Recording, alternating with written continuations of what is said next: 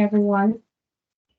Thank you and welcome to the CIBIT GSP Transparency Network for the Anglophone Caribbean first webinar in the BTR preparation series to the webinar titled Planning and Development of Countries' First BTRs in the Anglophone Caribbean Transparency Network.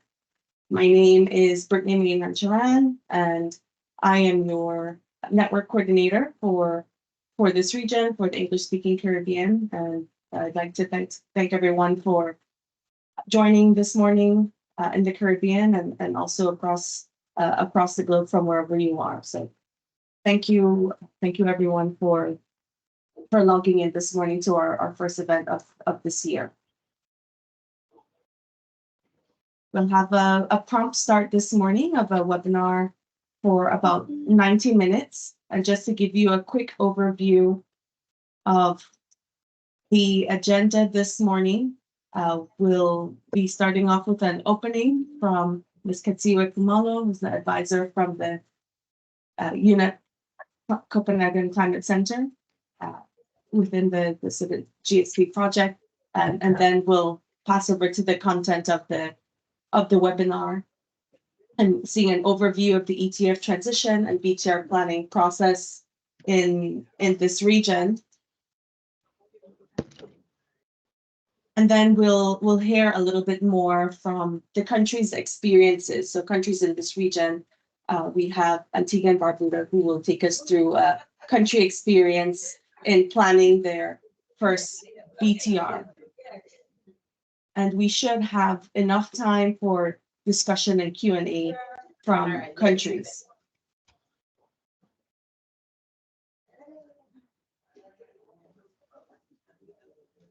Just some quick housekeeping rules.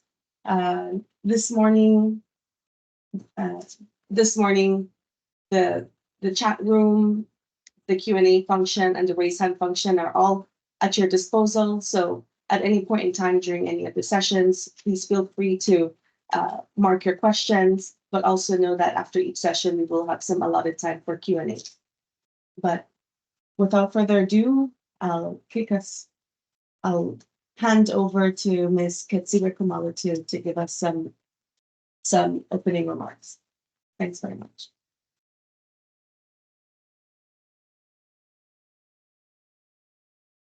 Thank you, Brittany, and good morning, everyone.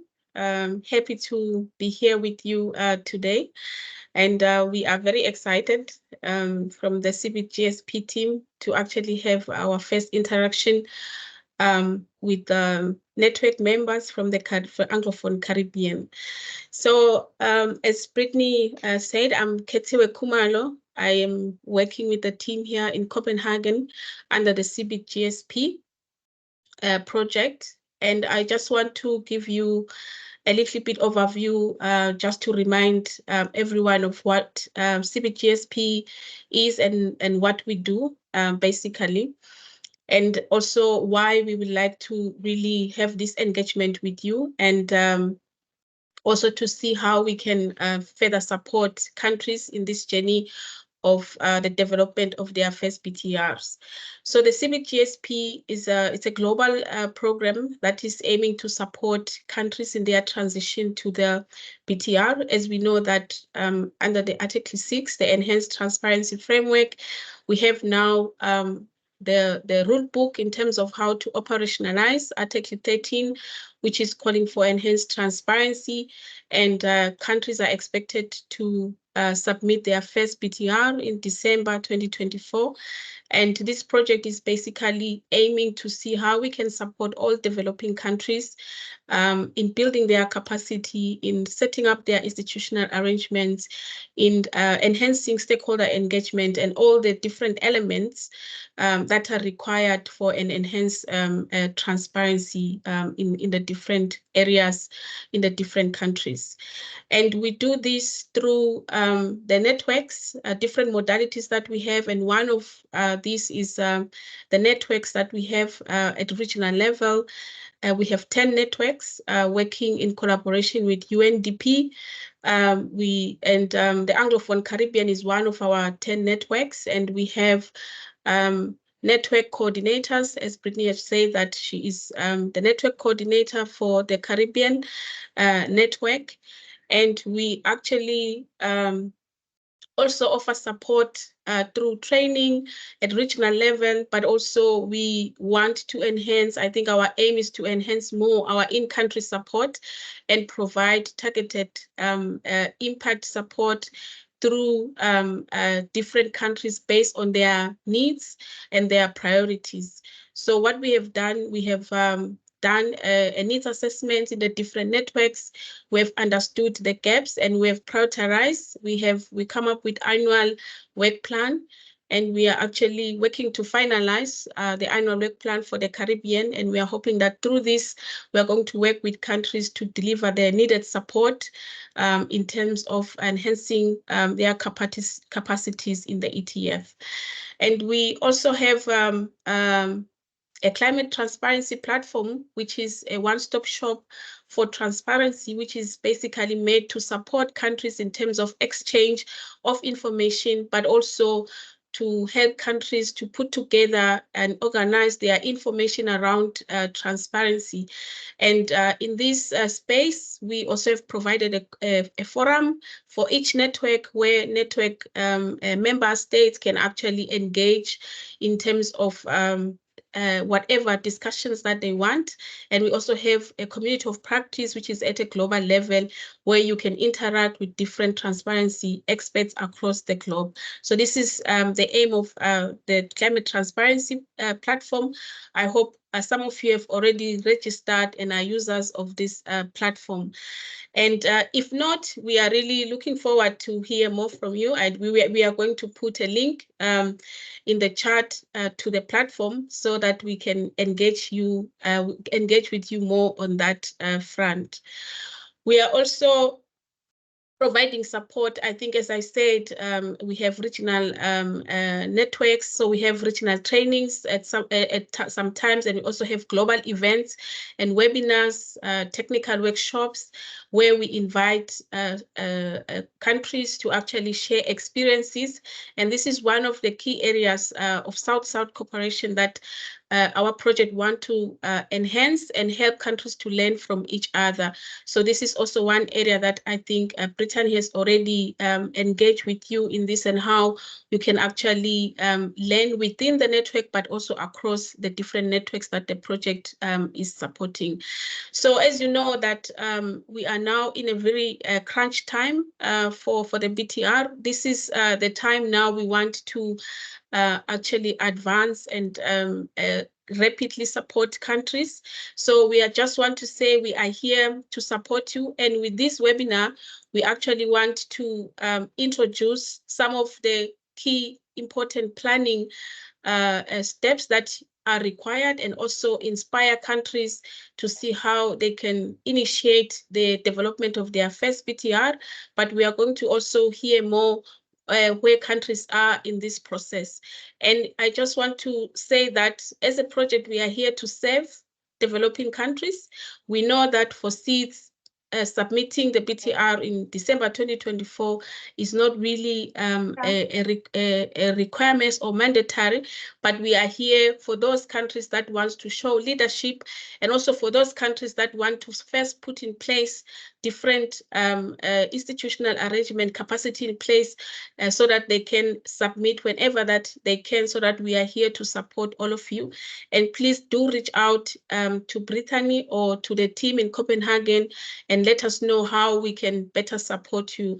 And we also would like to hear also feedback from you as you use the climate transparency platform in terms of how we can improve it and how it can better serve you as countries. So basically, this is what we generally do, and I hope that this engagement is going to be very insightful, and we are also going to touch along the different key elements of the requirements of the BTR and inspire you to actually start to think how the CBGSP project can support you in your needs, or help you prioritize, or help you plan for your first BTR. So I will end it here. Thank you very much, Brittany, and hope that we are going to really have an engaging session.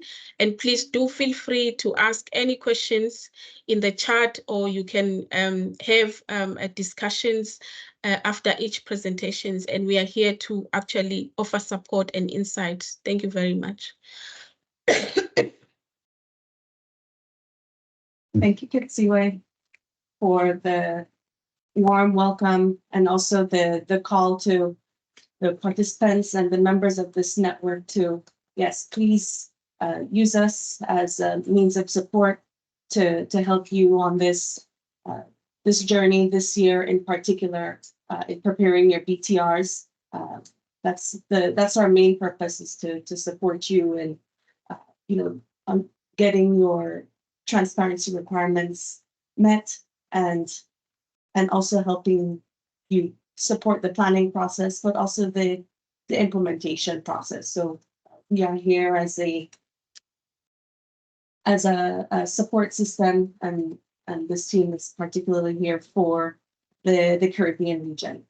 And I know that we have some people in the chat. Good morning, hi from Argentina and other places in the Caribbean, and our colleagues have kindly shared the link to the climate transparency platform in the chat. So to get us started, for the first session this morning, I will give an overview of the ETF transition and BTR planning process and development process, and also take a short preview of the regional priorities in the Caribbean region. As Kitsiwe mentioned in her opening, we have yet to finalize and validate our network work plan for this region. So that is something that will be shared in more detail, and get all of your feedback from the region. So for now, we'll just give a glimpse, and we'll have a later session on further prioritizing in the region.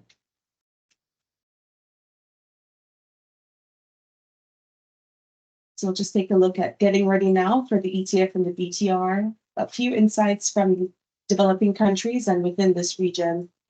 We'll also take a look at the BTR process guidance tool, one that's developed by PATPA and the FAO to help developing countries plan their BTRs, especially during this year leading up to the deadline in December 2024. And then we'll also have time to receive input from all participants. So most of you are already aware of the Enhanced Transparency Network, the ETF. This ETF was established under Article 13, Decision 18, CMA1 of the Paris Agreement, adopting the Enhanced Transparency Framework for Action and Support. And the core goals of the ETF is really to build trust between countries and ensure the reliability of information received from all parties of the Paris Agreement, both developing and developed countries. It contributes to the effective implementation of the Paris Agreement, and also leaves space to take into account flexibilities in light of the different capacities of parties, and based on collective experience in collecting and reporting information from previous reporting cycles under the convention, under the UNFCCC. It also takes into account special circumstances and capacities of small island states and least developed countries. And in this region and within this network, this is something that is of particular interest for countries, considering that the Anglophone Caribbean region are all considered small island developing states. So the goal of transparency for climate action is really to get a clear understanding of countries' actions and make progress towards their NDC goals and reporting for the global stocktake, and the transparency goals for support received and needed is to have a better understanding of the support provided by developed countries and other parties, and also including information on climate finance that will facilitate reporting to the global stocktake. And just to give a summary of what the general framework looks like and what the reporting requirements and the process is like under the ETF. We have a series of shall requirements, mandatory requirements, and should. So we have for reporting under the ETF, by which the main mechanism for reporting under the ETF is the Biennial Transparency Report.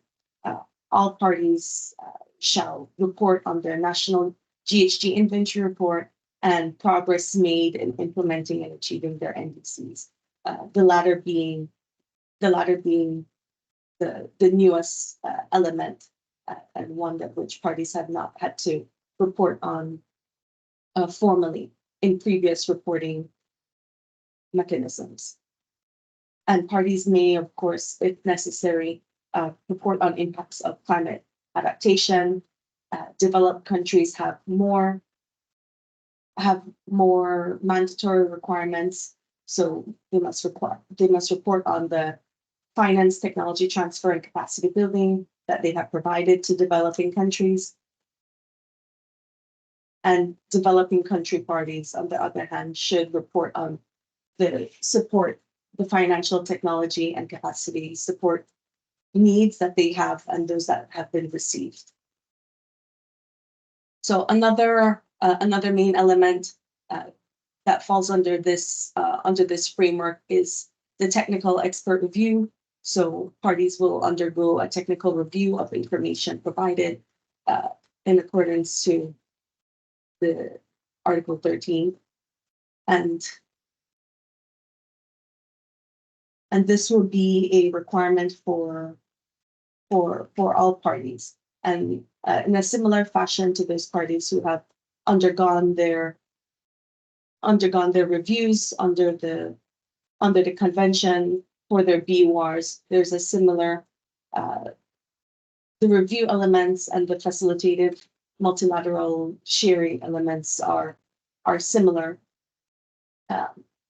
However, now there are more requirements that developing country parties in particular must take into consideration. So this will also be the facilitated multilateral consideration of progress will be a secondary review or opportunity for parties to share what they have reported in their BTRs. So this will be done after the submission of parties' first BTRs in December, after December of this year.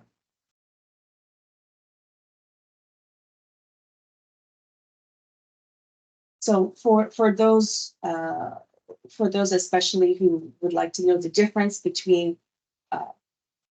existing MRV mechanisms under the convention, these reports look like biennial update reports, BURs, national GHG inventories.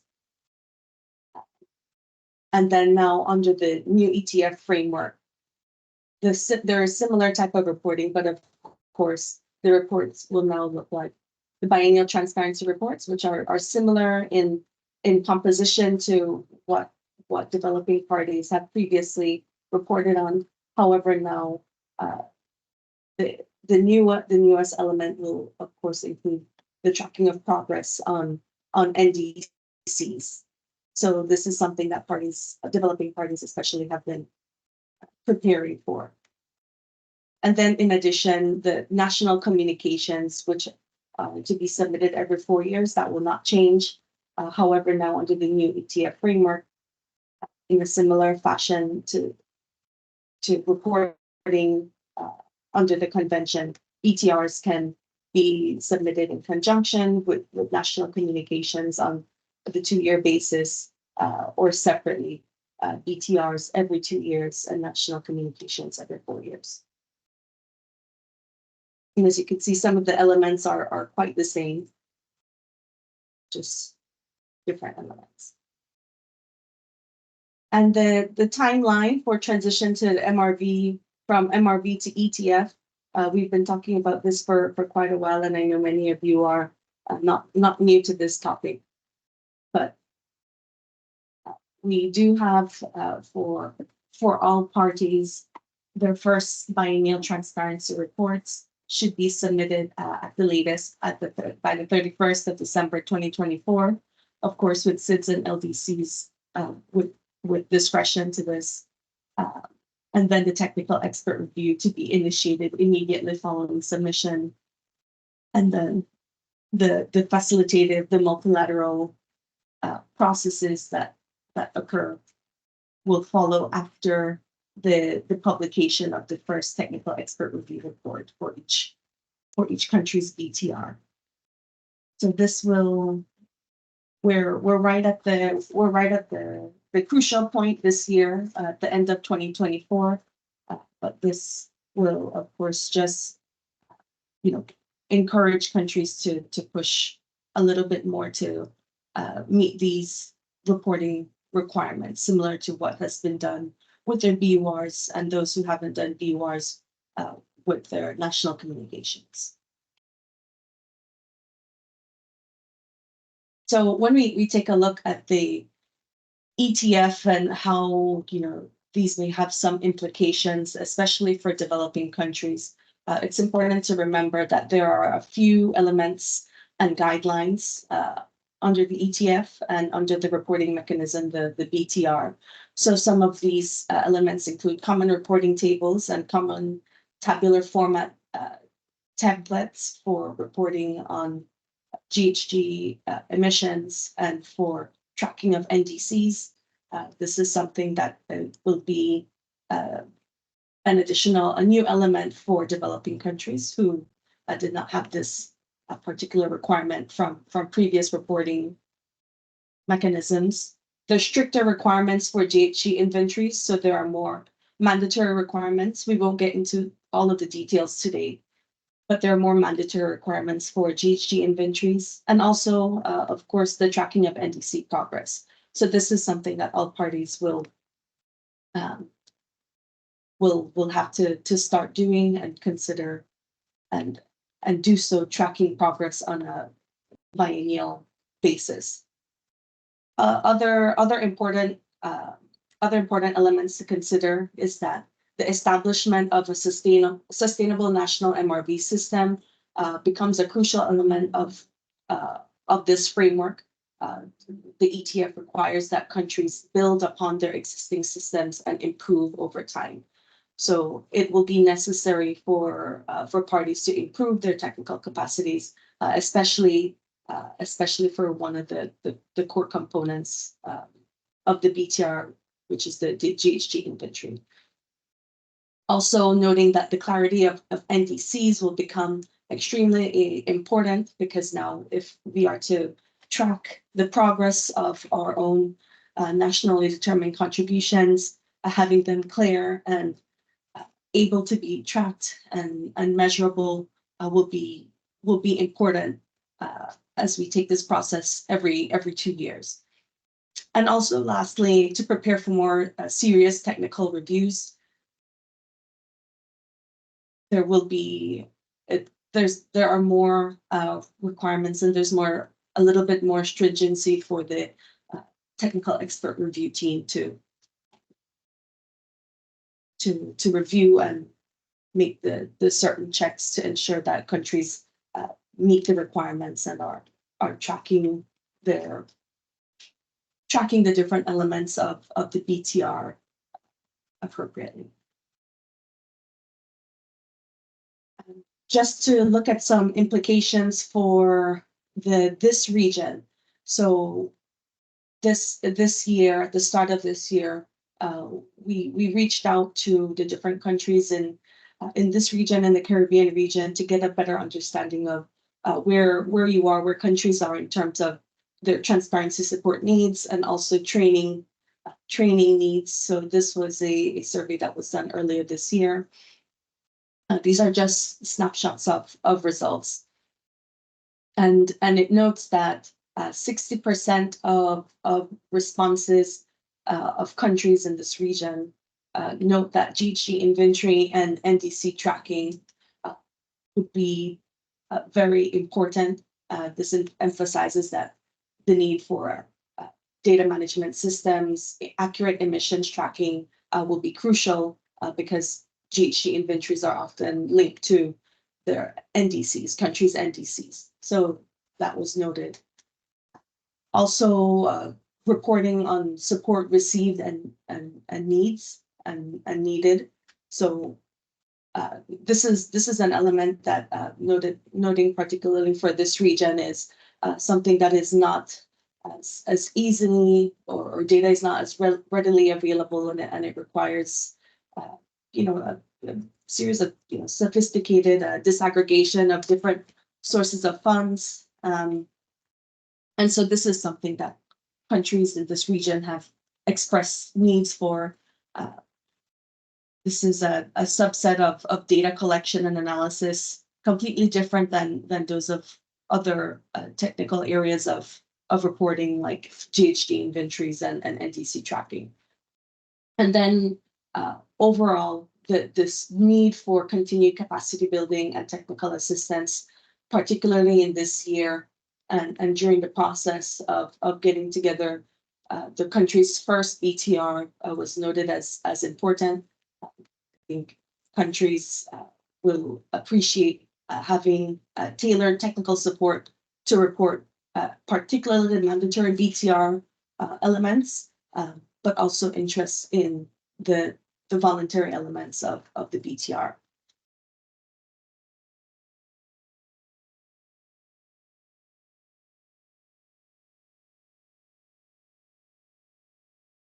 So just in summary, to sum it up, the BTRs are the backbone of the climate reporting under the Paris Agreement. The submission deadline is no later than December 31st, 2024, of course, with some discretion for SIDS and LDCs. And the time is crunching this year to get this done. And I know that many countries, many of you in this room are working expeditiously towards that. So what should parties be doing or considering? Should start gathering information about current situations, your current institutional arrangements within your countries, starting to identify an action plan to improve upon these arrangements, institutional arrangements, data arrangements, and start making a roadmap to plan the necessary actions. And prioritize, especially where possible, the areas that are mandatory for BTR reporting, and where necessary, consider the use of flexibility mechanisms. And also to request support for capacity building. Let's not forget that. That's why we're here. But just to now briefly take you to the other portion of this presentation is really the how to do it, right? How to give you the support you need, how to plan and roadmap what countries should be doing this year as they prepare their first BTR. So I'd like to introduce the BTR roadmap and preparation guide and tool. So this is a product of the cooperation between PATPA, the Partnership on Transparency in the Paris Agreement, and the FAO. And this tool is based on the MRV system and the experience of MRV system and climate transparency projects, requesting and asking a series of questions of preparedness. So how prepared are countries to execute their first BTR, and helps develop a roadmap. And so the objective is to support countries in developing, in this instance, their first BTRs. So let's briefly look at the tool. I know it's a little small, and I'll show examples of what a finalized roadmap looks like, but I wanted to just share what some of the prompting questions are. So the tool takes you through step by step for each reporting requirement. In this case, this is showing for GHG inventory, and it starts with a short description and a series of questions that will allow the users to generate their roadmap. So it will ask you questions. Have you recently received training in this area? Do you have adequate staff, or do you have staff dedicated to compile this? Do you use consultants versus national capacity, etc.? Have you completed a QA QC in in your GHG inventory before. So it is prompting you to ask these questions to measure the level of preparedness and then gauge what timeline would be more or less adequate to get something done, to complete all of the different chapters of your BTR. So this is an example of a roadmap generated, and as you can see, it's made in the form of a Gantt chart. So this one is a simplified version, and it pulls up, it shows the different reporting requirements, shows from institutional arrangements, GHG inventory, mitigation measures, etc. And it shows the activities, the work that needs to be done up to the timeline. As you can see, this red line here is over the deadline, is over the December 2024 deadline. So it will generate based on the capacity that that you have entered based on the prompts that it gives. So it's noting here that for institutional arrangements, it's noting here that there's not enough staff necessarily to carry out all the compilation activities. All of the different chapters are done separately. So there are no parallel processes that are occurring in this scenario. But of course, things can be modified and do different chapters in parallel, for example. Like in this case, number one here, this is the GHG inventory. The work, this GHG inventory work would be done, for example, at the same time or in parallel with adaptation activities. It may mean that in this case that there are resources or personnel available to carry out both those activities in parallel. So responsibilities and tasks can be distributed, different tasks can be carried out simultaneously. However, it shows here that it's still not on time. And in this case, it's noting here that the big gap here would be in projections. So reporting on projections as well as the need for intensive capacity building. So everywhere that has C is showing that there's a need for ongoing capacity building for these different reporting elements. One more example. This one here is showing that countries can apply flexibility where needed. So for example, here, this is showing that the timing is short. So in this scenario, this country has decided to apply some flexibility in measuring impacts of mitigation and projections. And it's also noting that it's okay to reassess the reporting of non-mandatory elements. So in this case, support, adaptation, and RED Plus Annex. And if it's better to do somewhere else, for example, in a separate reporting process, for example, in adaptation communication, which does not have a deadline for this year, like the BTR does. But it's important to note that when using this tool, it's all based on the input from the user, so from the country. So if you note that you don't think that you require this much time to complete each of these activities, the specific times for capacity building and compilation activities could be modified. And then we'll get into how this can be done. So I'll show an example of now what the improved roadmap would look like. Just checking my time. The improved roadmap in this case is an extended version of the simplified BTR roadmap. And in this case, the Civic GSP project would use this version to help countries to facilitate the reporting processes, to provide more granular details of the capacities that would be required, so supporting and identifying gaps in data, technical capacity, etc., and also plan and identify the support needs and provide linkages with other transparency partners to to shorten the capacity gap and the time challenges. And this can be done in conjunction with this network, the CIBIT GSP network. The steps include identifying the work team, so who the best people to consult on this BTR roadmap, so we can start a coordination meeting, get a working team going, start evaluating some of the questions, the prompting questions on institutional arrangements and data gaps. We can start with generating the simple roadmap and then fine-tune the details in the improved roadmap. And then with countries, in conjunction with countries, we can meet to finalize what the validated roadmap would look like.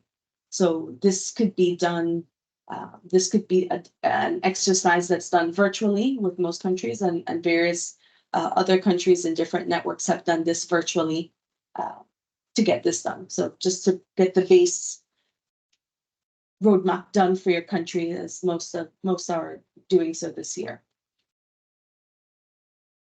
And this is just what the improved or extended roadmap would look like. This was one that was done for the Latin America and Caribbean Spanish-speaking network. And additional details can be provided and done within Excel to modify as necessary, depending on countries' needs. But I'll stop for now and open to any questions or comments, and also to ask if this is an activity that would be of interest or needed for countries in this network.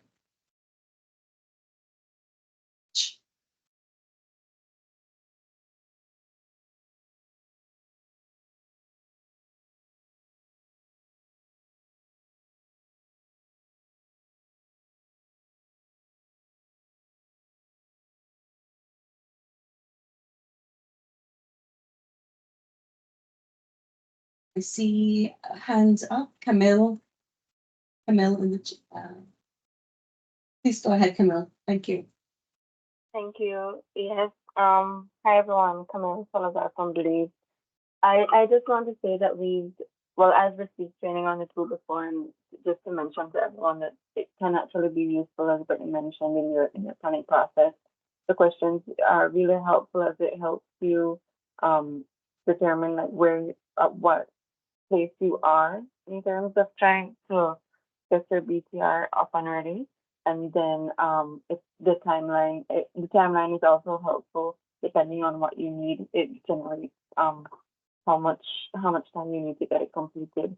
So this is something that Belize is interested in. I think actually we've been in communication, and we're looking forward to using the roadmap. Thank you. Thanks, Camille. Thanks for your feedback also as a user of the BTR Roadmap Tool.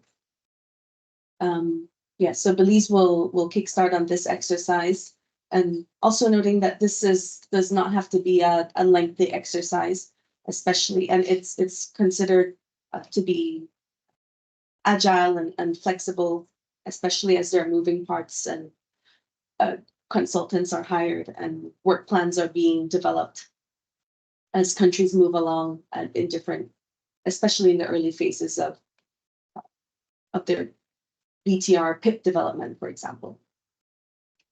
Are there any other questions or comments or reactions from participants?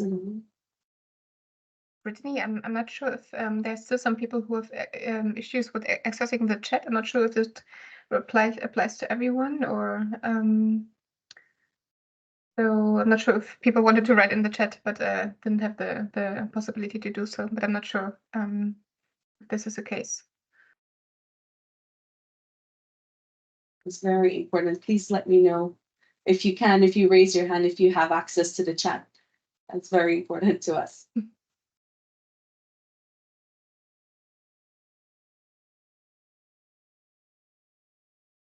raise your hand or react. Okay. Okay, can see who has access to the chat. But that's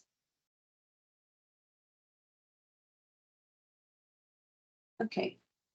Well, if there are no additional questions on the BTR Roadmap Tool and any other questions on any of the ETF requirements, I'd just like to have you know that this mode of support from the CBIT GSP network to countries is available, and if countries are interested in developing or discussing in the early phases as they're working out their work plans to start their BTR projects, this could be a helpful exercise. So please let us know, and please be in contact. You're welcome anytime. Hi, good morning. Question.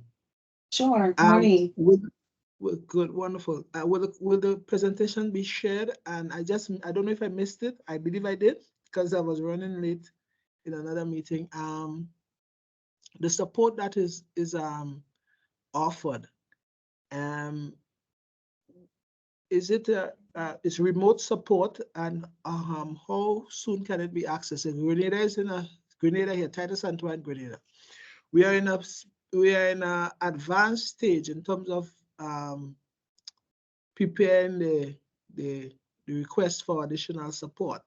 But given the detail, the prerequisites that are required, we just want to make sure we are, kind of crossing all the T's and dotting all the I's. So more so, we will want the support in reviewing what was contemplated so far. Is that something that can be done? That support that can be given? Thank you. Good morning. Good morning. Titus from Grenada. Welcome.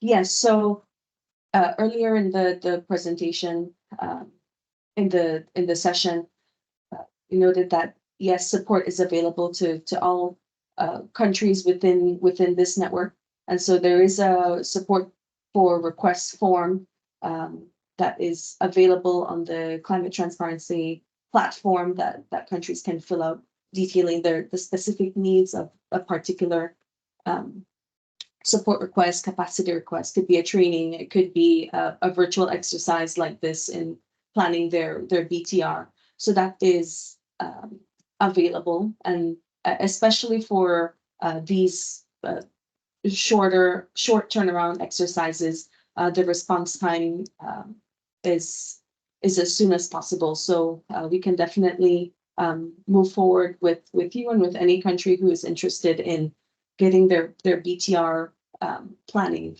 phase started.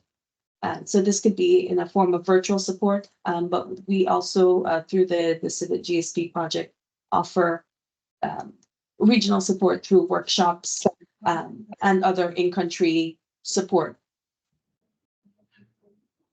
as necessary or as requested. Thank you for that. Definitely You're will welcome. explore. Excellent. Thank you. And I see you have a question from Edmund. Yes, good morning, colleagues. Edmund Jackson from St. Vincent and the Grenadines. We're at a stage where we have submitted a PIP for the BTR, a joint report with the third national communications.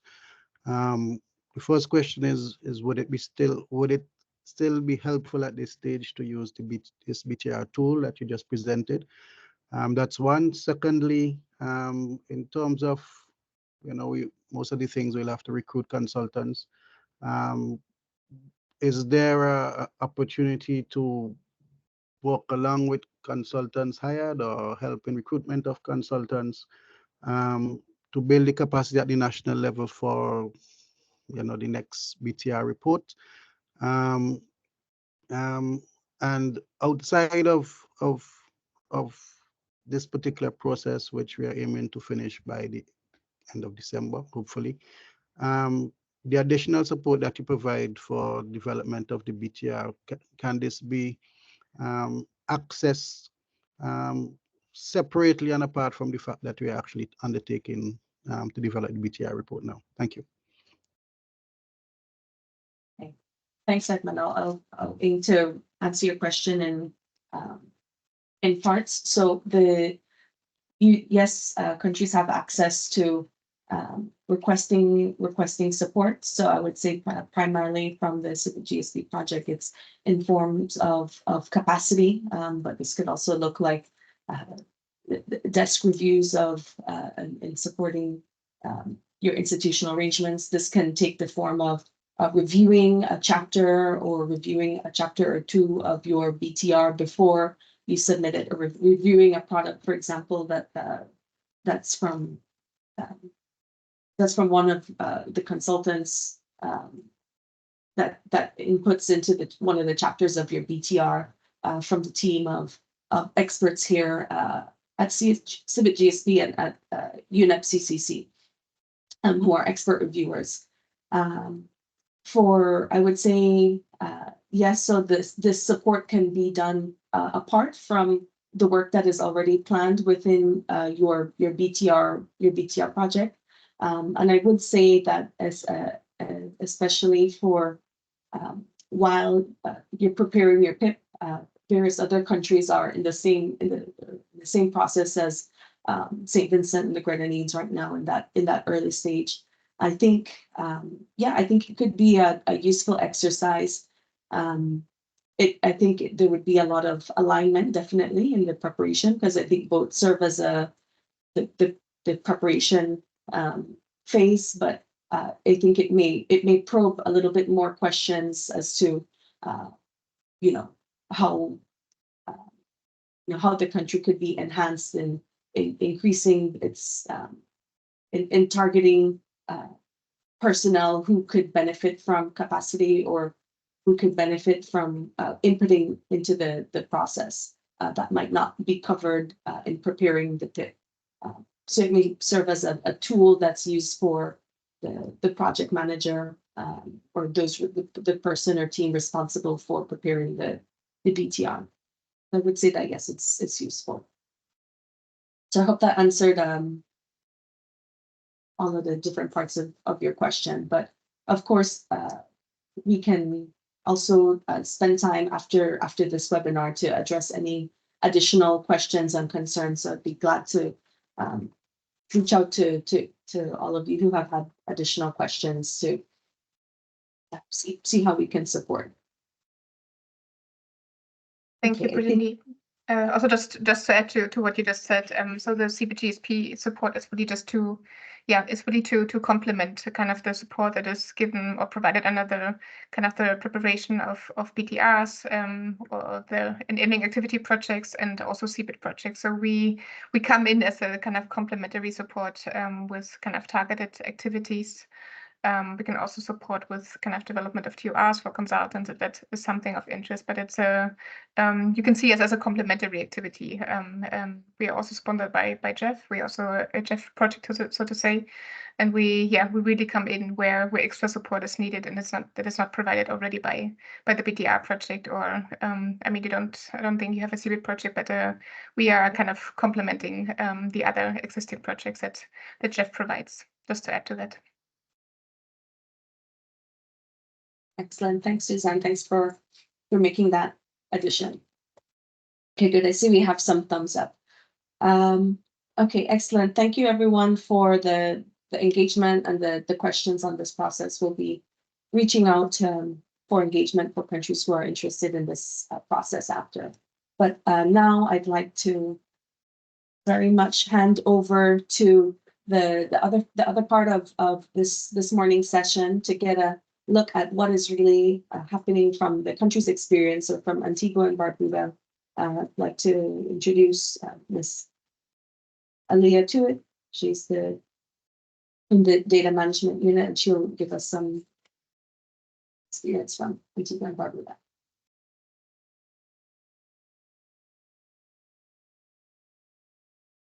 Hi. I think your mic is off. Brittany. There we go. Yeah, sorry about that. And good morning, everyone. Confirming you can see my screen. Yes, it's okay. Okay. So I am Aliyah Tuit. I'm from Antigua and Barbuda. And over the last 7 years, I've been working as a technical data officer at the Department of Environment, who has the responsibility for submitting these reports to the UNFCCC. One of my first tasks was to assist in the preparation of our biennial update report, and since then I've been involved in various MRV work, and I'm now coordinating the first biennial transparency report. So today I'm going to be speaking about our institutional arrangements, which we have set up over the years. So this is an overview of what will be covered in the presentation. And we'll have a question and answer segment afterwards. So Antigua and Barbuda, so far we've submitted 3 national communication reports and 1 biennial update report. We're still working on our 4th national communication, which we hope to submit this year. And then we have started our biennial transparency report, which according to the work plan, we have until April 2025, but we're trying to submit by December 2024. So this is a chart of our institutional arrangements that we've been using to prepare reports, specifically the TMC and our BUR, as well as the current 4NC project. And of course, we'll be using them again for our BTR.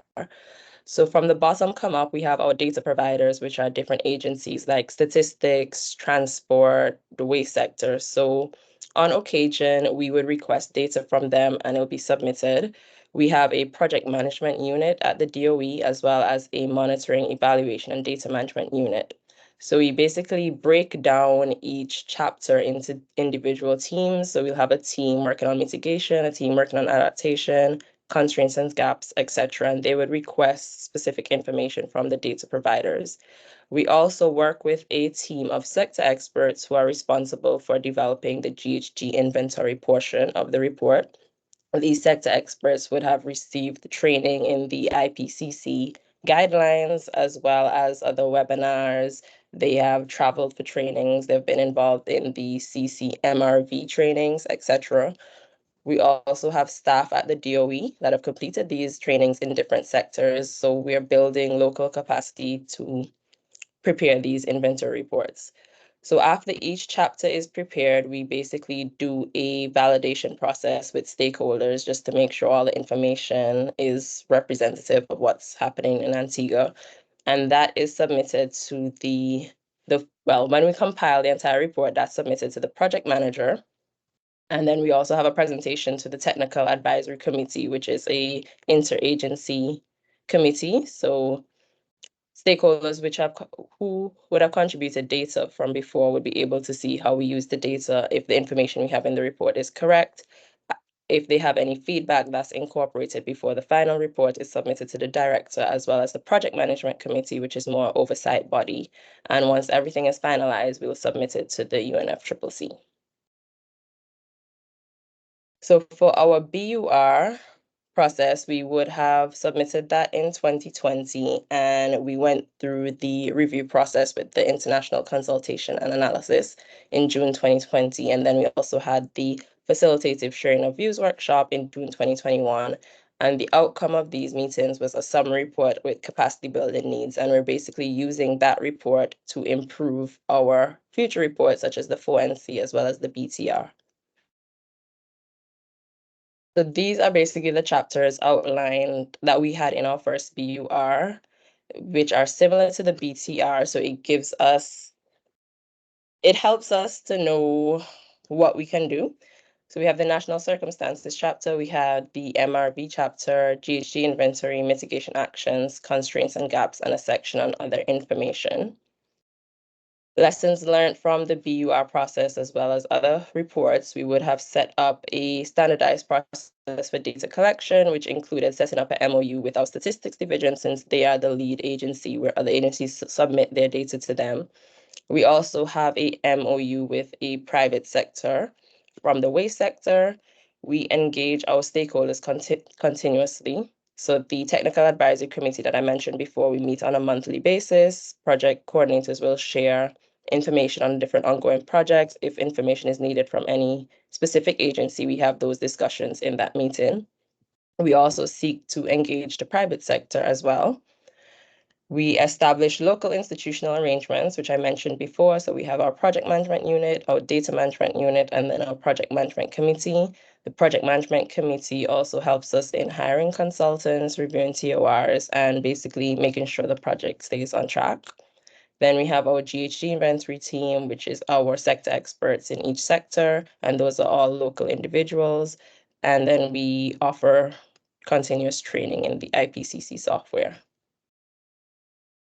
So for our BTR process, we would have started PIP development in October 2022 to April 2023.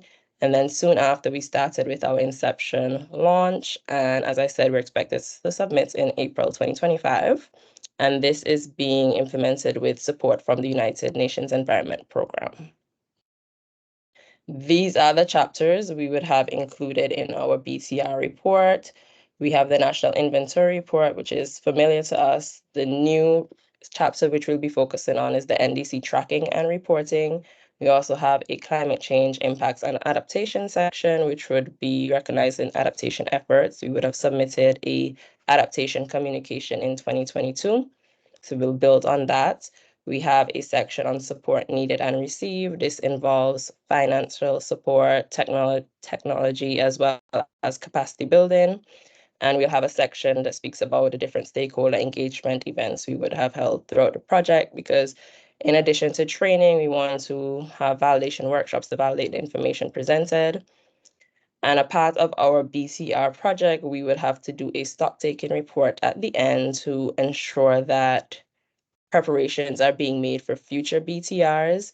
So this will include a preparation of a draft proposal for either our BTR2 or a combination of our BTR2 and NC5. And under one of our other projects, our CBIT project, we would have developed a environment registry platform, which is to assist us in monitoring our NDC targets. It has a MRB section, which will have a list of indicators, and we'll upload the data, and that should help us to report easier to the UNFCCC and in preparation of these reports. So this system is actually available online and it's available to the public. And I believe that is it. If there are any questions, I can take them now.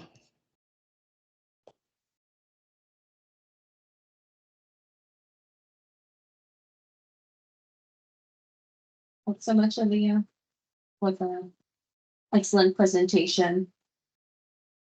Now, I just want to let everyone know that the chat is back and questions are open for Aaliyah on the experience that the Antigua and Barbuda has had from their BTR, preparing their report NC, and now in the thick of preparing their first BTR. Right. Quick question. Titus Antoine, Grenada again. Thank you very much for the presentation, Aliyah. Very impressive work that Antigua is doing. Could I ask you in the implementation arrangements, the different agencies that you would request the data from? Do you have a point person in the agency, or do you just write to the agencies openly and you give them a time to respond? And the data in the format in which is required for reporting, is it readily given in that format, or do you do some I would say you do some refining in-house in terms of the environment unit? Okay, so for the first question, when we request data, for some agencies, yes, we have a point person. So for the technical advisory committee, the agency selects who they want to sit on this committee, and that's the person we'd normally contact because we've had that face-to-face communication before we are aware of that person. For other instances, we'll send the request to like the director or the head of the agency, and hopefully it gets responded to from the right persons. For the next question, if the data is in the right format, sometimes yes, sometimes no, but we'll still accept it and see what we can use from the data they have. But we do through our different workshops, we do try to share how we'd want the data collected, but it's not something we can like tell them to do. So we just hope that they can change over time too, so that we're all on one page. That's our goal. And thank you. So do you have a dedicated workshop to prep the focal points or the institutions that you will be working with? Do you have a dedicated workshop to prep them on that preparation? I'll speak more for the GHG inventory. We do hold like a GHG sensitization workshop at the beginning of the process. So we present all the sectors, we present the information we have, we present how we'd want the information, and that kind of gives them an overview as to how we're using the data. So for that instance, yes, during our TAC, we can possibly present on it and just share more information. And that's kind of like, yeah, helping the process. Thank you.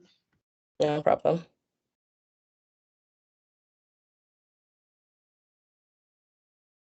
I think this is excellent feedback. And I know, and yeah, improving from countries since most are in the process of starting the same process. Maybe if I could just ask a question, Aliyah, and this may help prompt some other questions for countries who are in their early phases in their pit preparation for their BTRs, considering that this is something that Antigua and Barbuda has is about to complete or is in the phase to now launch. Is there any tips or advice for countries getting started who may not have the arrangements or the institutional arrangements, the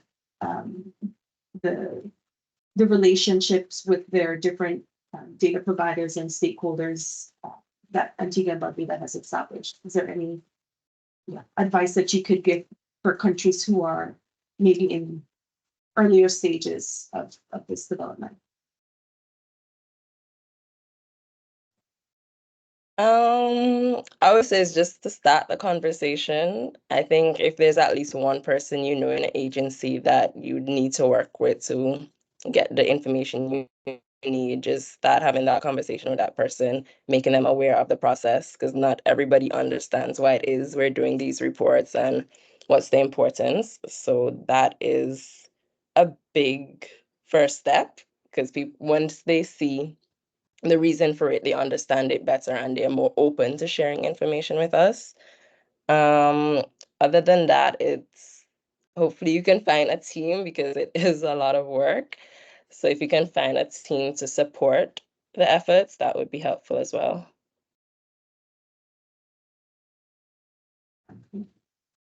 Good. It's good words of advice, Aliyah. Thanks for that. And so we have a question from Edmund as well. Let's go ahead, Edmund.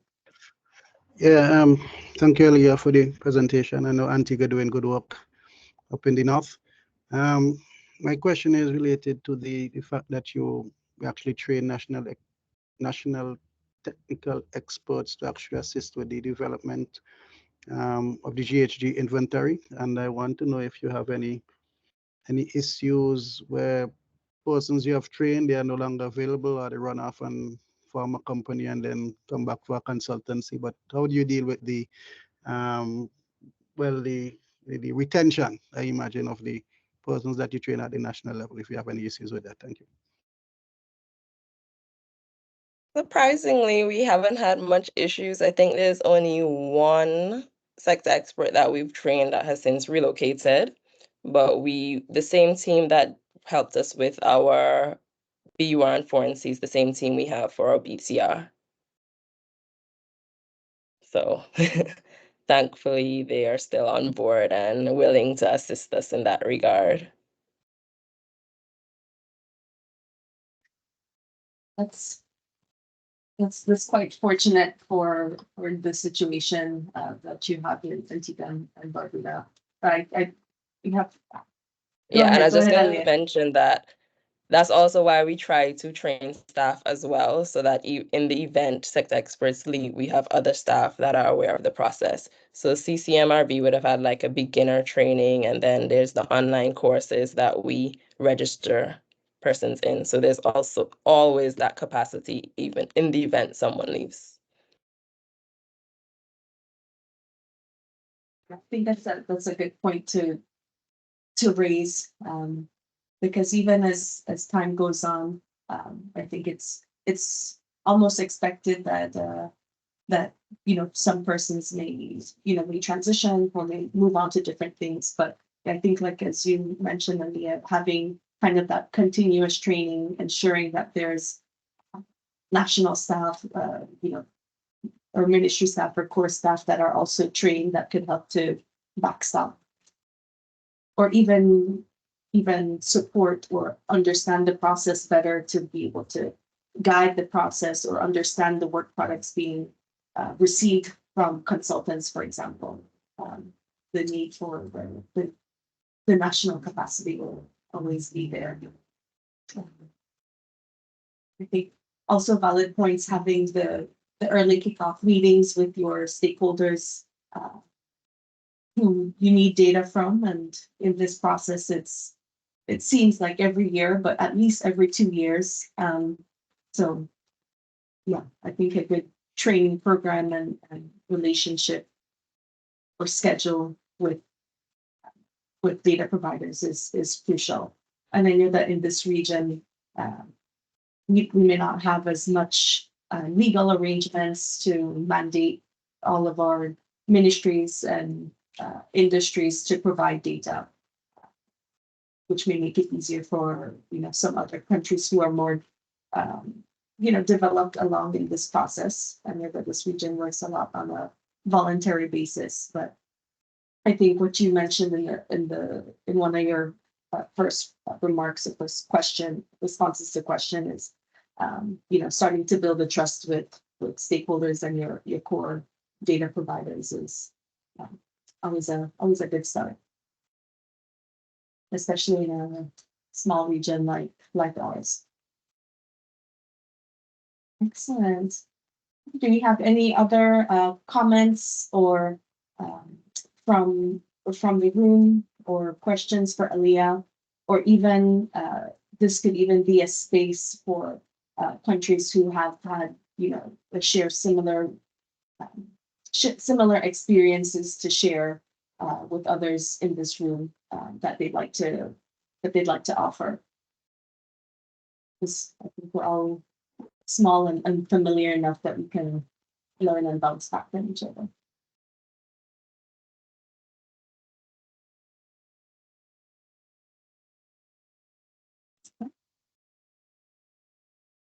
Don't see any yet, but no worries. There will be time, and there'll be more occasions to share these experiences.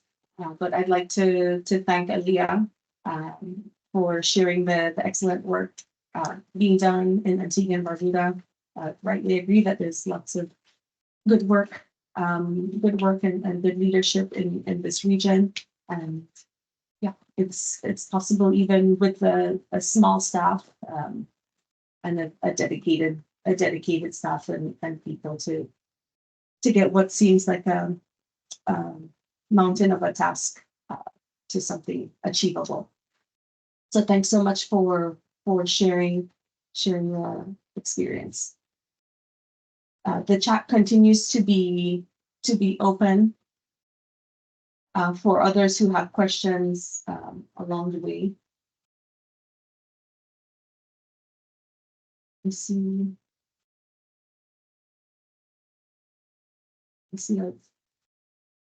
I think you can see a response of questions in the chat. But for now, since the questions have closed on this segment, then I'd like to then go and request if everyone, before we do our final survey, if everyone could put on their cameras briefly so that we could take a group photo of the session, which I forgot to do in the beginning, but since I know we're all here, we'll take that.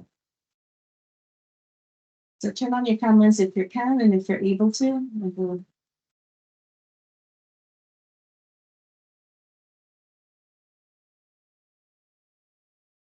Hi, Nicole. Hi, Diana. We have someone joining from Azerbaijan. Welcome. Just a couple more. Hi, Nicholas. Hi, Brittany. Okay. Hi, everybody. Yeah, really nice to see like a group of familiar people, familiar faces. We have lots. Thanks so much. Very gracious of you all to put on your cameras this morning. Okay. As soon as you move your hand Titus, I'll take the photo. Gotcha.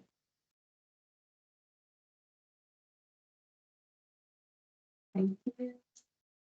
Okay. All right. Thank you so much, everyone, for putting on your cameras. We're coming to the end of this workshop, but before we go, I wanted to just share to get some feedback. Please give us some feedback on how we did. So I will ask if you can go to menti.com.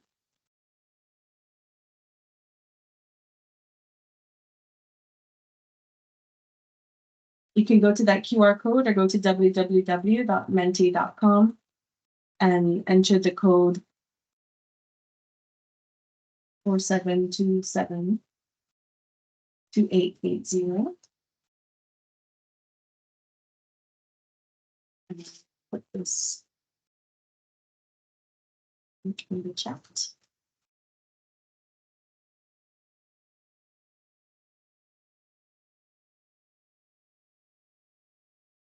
Let me know if you're in. Give me a thumbs up if you're in.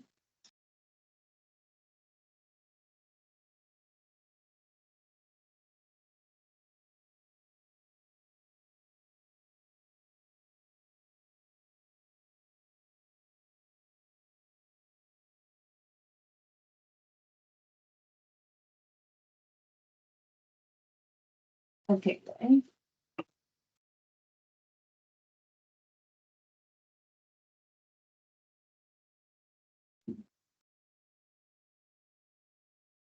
Where are you joining us from?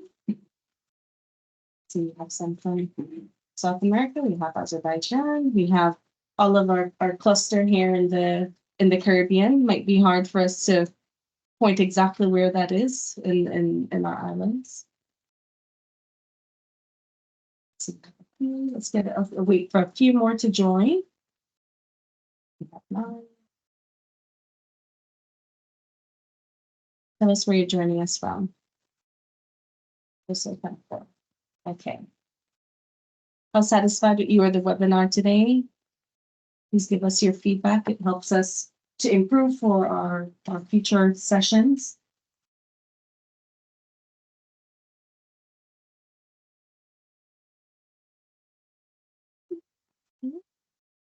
Speed right along.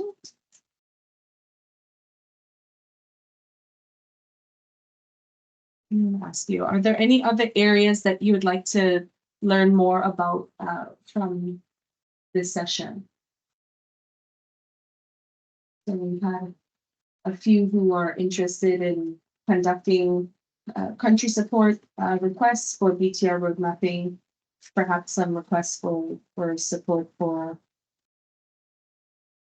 developing TORs for consultants and NDC tracking, CTF tables, important, report writing. Okay. Technical capacities for GHG inventories, BTR road mapping support, regional workshops and trainings. Okay. Back to preparing the BTR.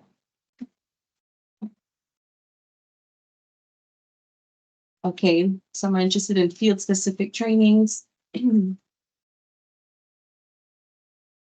Okay. Excellent. Further training on data repository GHG inventory calculations. Okay. So this looks good. These are all areas that we can support in. And so we'll note this. And just noting that if you have a particular interest, I encourage you, I ask you kindly, please let me know, send me a message, reach out to me, email, and we can get these registered to start working on your country's support requests as soon as possible to get you the support you need this year. Okay. Joint reporting to reduce burdens on limited capacities. Okay, so this looks like could be a potential good peer learning exercise. Okay, thanks so much. Okay, and then lastly, do you have any other comments that you'd like to share before we wrap up today? I would just like to say it's nice to see everyone, see some of these faces I haven't seen for a while. That was nice for me. Yeah.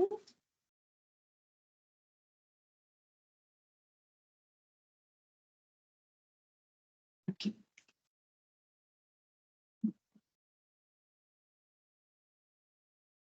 Everyone, thank you so much for your comments and your feedback. We will be taking all of this into consideration. And of course, please feel free to reach out to us with any of your specific support requests. I've noted some already from the members here who have made specific requests within this meeting, but any others, yeah, our doors are open and my email and chat is open to get these support requests coordinated and implemented in each of the countries within this region. So I have here on this last screen is a QR code. Please go to our climate transparency platform, and we have a discussion forum already posted on this topic that we can engage offline. We can make full use of this modality of the transparency platform. And yeah, we can continue the conversation there. This webinar will be shared, the recording and the presentations will be shared with all participants, and it will also be posted on the climate transparency platform. So look out for a message from us with the link to that information. And just some last words to close us out. We will also be scheduling our network meeting, our Caribbean network meeting, to go through and validate the network work plan for activities that will be occurring in the Caribbean region. So we're looking at towards the end of March to ensure that we have that as soon as possible to get to get this work rolled out. So I encourage everyone, especially within this week and next, let's meet and chat so that I can see how I can update as much as possible any specific activities that you have, so that when we meet again, we can validate and launch. All right, everyone. Thanks so much for your time and for feedback. Thanks to our speakers and the engagement. Looking forward to another session coming soon. Take care, everyone. Have a great day, evening, and night. Thank you, Brittany. Thank you, everyone. Thank you. Thank you, everyone. Bye. Thank you. All the best.